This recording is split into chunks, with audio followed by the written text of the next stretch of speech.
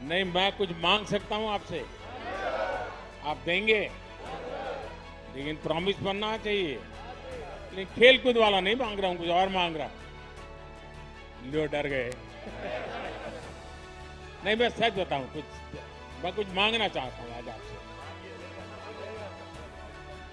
देखिए, ये 15 अगस्त कल आप लोग थे।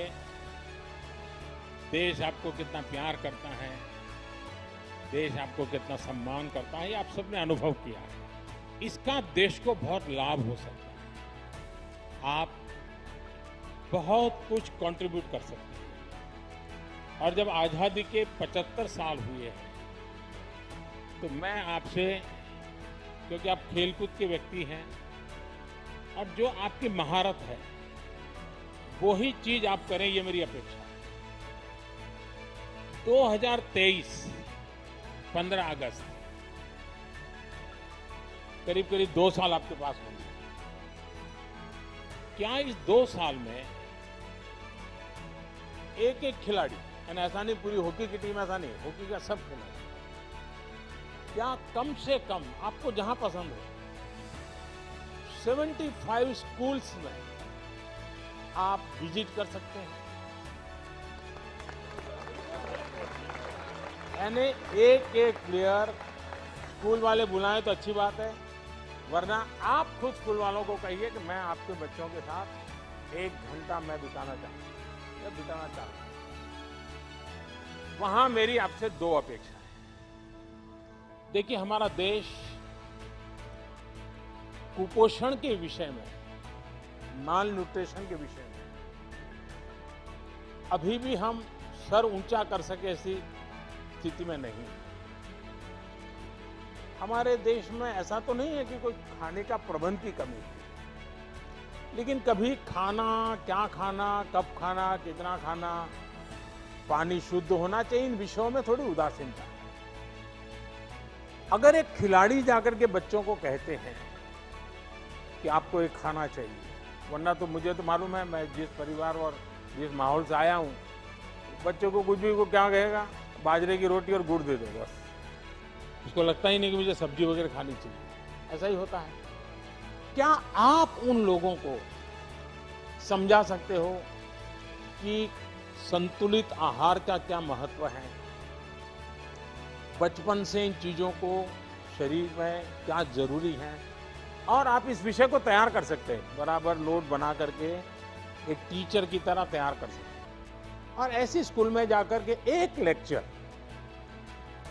पोषण के संबंध में, न्यूट्रिशन वैल्यू के संबंध में, क्योंकि खिलाड़ी के जीवन में वो बहुत बड़ा होता है, विकास के लिए भी जड़ा। तो आज आप हैरान हो जाएंगे, हमारी जो बच्चियां हैं वो 13, 14, 15 साल में ऐसी एनेमिक कंडीशन में होती है कभी कभी, और 5 साल 10 साल के बाद जो वो मां बनेगी, वो बच्चा स्वस्थ पैदा ही नहीं हो सकता। और जिस देश का बचपन स्वस्थ न हो, वो देश भी कभी स्वस्थ नहीं हो सकता। और एक बहुत बड़ा सामाजिक काम मैं आपको इसलिए कह रहा हूं, स्पोर्ट्स पर्सन जब कहता है तो इस विषय में वो विश्वास करता है, हाँ यार देखिए यहां तक पहुंचा तो खाने में उसने नियमों का पालन किया। तो मैं आपसे एक अपेक्षा करता हूं कि आप एक तो खुद कॉलेज के बच्चों से मिले तो क्या बोलना, स्कूल के बच्चों से मिले तो क्या मिले बताना, प्राइमरी बच्चों से मिले, ऐसे 3-4 विषय तैयार करके ऑनलाइन सब अवेलेबल होता है। मैं भी आपको नोट भेज दे, डिपार्टमेंट ऐसी व्यवस्था करूंगा। लेकिन आप एक लेक्चर तैयार कीजिए और उनको समझाइए, और मैं समझता हूं कि एक बहुत बड़ी सेवा होगी। दूसरा, आप किसी भी खेल के खिलाड़ी हो सकता है उस स्कूल में वो खेल नहीं होगा, लेकिन क्या आप 10 मिनट 15 मिनट मैदान में उस स्कूल के बच्चों के साथ कोई भी खेल खेलेंगे क्या? आप कल्पना नहीं कर सकते उनके जीवन में वो कितना बड़ा प्रेरक होगा। चाहे वो कबड्डी खेल लीजिए, खो खो खेल लीजिए, अगर वॉलीबॉल चलता है वॉलीबॉल खेलिए, 10 मिनट उनके साथ खेलिए। वो बच्चे जीवन भर सोचेंगे कि ओलंपिक में जो खेल करके आए थे उनके साथ मुझे खेलने का मौका मिला। वही बड़ा मोटिवेशन होता है। तो मैं आपसे ये 2 चीजें मांगता हूं। देंगे आप लोग? पक्का देंगे? लेकिन आप मुझे फोटो वहां की स्कूल की अपलोड करना। तो आप 75 स्कूल की आपकी फोटो मैं देखूंगा, उसमें भाषण देता हुआ देखूंगा, भाषण का वीडियो भी दे सकते हैं, और खेल खेल रहे हैं बच्चों के साथ, वो भी मैं देखना चाहूंगा। तो करेंगे? चलिए, बहुत बहुत धन्यवाद।